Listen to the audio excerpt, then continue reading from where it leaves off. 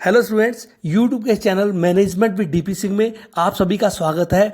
आज अपने business law, व्यापारिक संनियम या बिजनेस रेगुलेटरी फ्रेमवर्क, व्यावसायिक नियमन व्यवस्था में द कॉन्ट्रैक्ट एक्ट में कॉन्ट्रैक्ट, इसकी डेफिनेशन पर चर्चा करेंगे और इसको समझने का प्रयास करेंगे। स्टूडेंट्स, अनुबंधों का विधान प्रत्येक व्यक्ति को प्रभावित करता है, क्योंकि हम में से प्रत्येक व्यक्ति दिन प्रतिदिन अनुबंध, चाहे वो लिखित हो या मौखिक, करता है। तो निश्चित तौर पर हम अनुबंधों के विधान से प्रभावित होते हैं। अनुबंध को, कॉन्ट्रैक्ट को अपने कहते संविदा भी कहा जाता है। सामान्यतः दो या दो से अधिक व्यक्तियों के बीच में होने वाला वैध ठहराव या करार को ही अपने अनुबंध कहते हैं। किंतु कानूनी पहलू पर ध्यान देने से हमें ये पता लगता है कि प्रत्येक ऐसा ठहराव जो पक्षकारों के मध्य वैधानिक दायित्व एवं अधिकार उत्पन्न करता है वो ही अनुबंध कहलाता है। अर्थात ठहराव तो बहुत होंगे, लेकिन कौन सा जो वैधानिक दायित्व और अधिकार उत्पन्न करे, ऐसा ठहराव अनुबंध के अंतर्गत आएगा। आइए स्टूडेंट्स, भारतीय अनुबंध अधिनियम 1872 के अनुसार हम अनुबंध को, परिभाषा को समझने का प्रयास करते हैं। हमें यहाँ ये देखना होगा कि भारतीय अनुबंध अधिनियम 1872 जो है, ये 1 सितंबर 1872 को इंडिया में लागू किया गया और इसके अंतर्गत जो इस टोटल अंडर सेक्शन है वो उसमें 1 to 75 तक, जो 1 से 75 तक जो इसके अंडर सेक्शन है वो अनुबंध के सामान्य सिद्धांत या अर्ध अनुबंध से संबंधित हैं।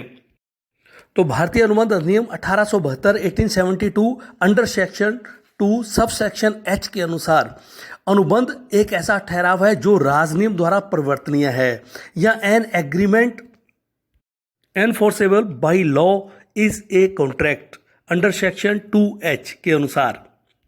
तो स्टूडेंट्स, इस परिभाषा के अनुसार हमें देखना होगा कि इसमें दो बातों का प्रमुखतः समावेश किया गया है।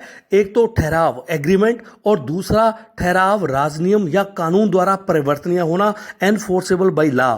तो इसको हम यहाँ ये भी कह सकते हैं कि अनुबंध इजिकल टू ठहराव प्लस परिवर्तनीय या कानून द्वारा परिवर्तनीय, जिसे कानून द्वारा लागू करवाया जा सके। आइए स्टूडेंट्स, अब एग्रीमेंट को समझते हैं। ठहराव क्या है?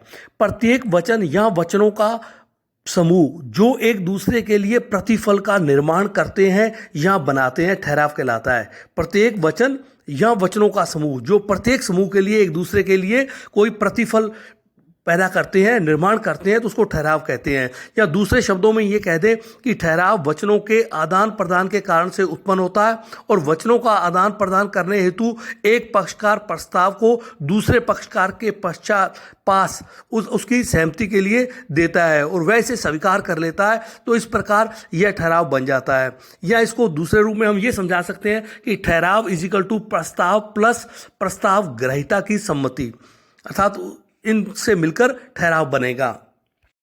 स्टूडेंट, दूसरा इसमें हमें देखना पड़ेगा ठहराव की परिवर्तनीयता, एनफोर्सेबिलिटी ऑफ एग्रीमेंट। प्रत्येक ठहराव जो है वो अनुबंध नहीं हो सकता, क्योंकि हमने इसकी डेफिनेशन देखा है जो कानून द्वारा परिवर्तनीय है।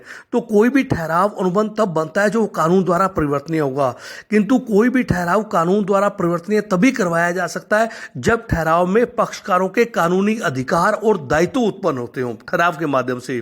और किसी ठहराव के पक्षकारों के अधिकार दायित्व तभी उत्पन्न हो सकते हैं जबकि उस ठहराव के प्रवर्तकों का या पक्षकारों का इरादा आपस में वैधानिक संबंध स्थापित करना हो, ठहराव में वैध अनुबंध के सभी लक्षण विद्यमान हों। आइए स्टूडेंट, इसे दूसरी डेफिनेशन से समझने का प्रयास करते हैं। जस्टिस साइमंड के अनुसार अनुबंध एक ऐसा ठहराव है जो पक्षकारों के मध्य दायित्व उत्पन्न करता है और उसकी व्याख्या करता है। स्टूडेंट, दूसरी डेफिनेशन अपने लॉर्ड हल्सबरी के अनुसार देखते हैं। अनुबंध दो या दो से अधिक व्यक्तियों के बीच एक ऐसा ठहराव है जिसे कानून द्वारा परिवर्तित करवाने के उद्देश्य से किया जाता है और जो किसी पक्षकार द्वारा किसी कार्य को करने अथवा उससे विरत रहने के प्रस्ताव की स्वीकृति देने से निर्मित होता है, बनता है। इसका स्टूडेंट निष्कर्ष रूप में कह सकते हैं कि अनुबंध करने की क्षमता रखने वाले दो या दो से अधिक व्यक्तियों के बीच एक ऐसा ठहराव है जो किसी कार्य को करने अथवा विरत रहने, मतलब एब्सटेन फ्रॉम डूइंग, के प्रस्ताव की स्वेच्छा से स्वीकृति देने से उत्पन्न होता है। ऐसे ठहराव में सामान्यतः प्रतिफल भी पाया जाता है और इसके परिणाम स्वरूप पक्षकारों के मध्य आपसी अधिकार व दायित्व भी उत्पन्न होते हैं, जिन्हें कानूनी रूप से परिवर्तनीय करवाया जा सकता है, लागू करवाया जा सकता है। और स्टूडेंट, हमें यहाँ ये भी समझना होगा कि ठहराव परिवर्तनीय नहीं है तो वह ठहराव कभी भी अनुबंध नहीं बन सकता। अतः अनुबंध के लिए ठहराव की परिवर्तनीयता एक प्राथमिक आवश्यकता है। ठहराव में परिवर्तनीय तभी हो सकता है जब ठहराव में वैध अनुबंध के सभी लक्षण मौजूद हों और तभी वो ठहराव अनुबंध बन सकता है। आइए स्टूडेंट, इसके साथ साथ वैध अनुबंध के आवश्यक लक्षण या कैरेक्टर क्या हैं उसको भी समझने का, यहाँ आवश्यक तत्व क्या है उसको समझने का प्रयास करते हैं, जिसमें जैसा भी आपने देखा डेफिनेशन में, मीनिंग में, एक से अधिक पक्षकारों का होना, उसमें प्रस्ताव और स्वीकृति होना जिससे ठहराव उत्पन्न होता है, वैधानिक संबंध स्थापित करने की उनकी इच्छा होनी चाहिए, इसी प्रकार पक्षकारों में अनुबंध करने की क्षमता होनी चाहिए, पक्षकारों की स्वतंत्र सहमति होनी चाहिए, वैधानिक प्रतिफल उनके अंतर्गत होना चाहिए और उसका उद्देश्य भी वैधानिक होना चाहिए, अर्थात लीगल ऑब्जेक्ट के लिए वो कोई भी आपस में ठहराव करें, और निश्चितता होनी चाहिए, ठहराव का अर्थ निश्चित होना चाहिए और स्पष्ट होना चाहिए। इसी प्रकार स्टूडेंट, पॉसिबिलिटी ऑफ परफॉर्मेंस, निष्पादन की संभव होना चाहिए, अर्थात पक्षकारों द्वारा उसे निष्पादित किया जा सके। ठहराव स्पष्ट रूप से व्यर्थ घोषित ठहरावों में से नहीं होना चाहिए। आइए स्टूडेंट, इसके साथ साथ डेफिनेशन ऑफ एग्रीमेंट देखते हैं। अधिनियम के अनुसार, अधिनियम की धारा 2E under section 2 subsection E के अनुसार प्रत्येक वचन तथा वचनों का प्रत्येक समूह जिसमें एक दूसरे के वो प्रतिफल होते हैं ठहराव कहलाता है। या ये कहते हैं प्रस्ताव इज प्लस स्वीकृति इजिकल टू वचन और वचन इजिकल टू ठहराव।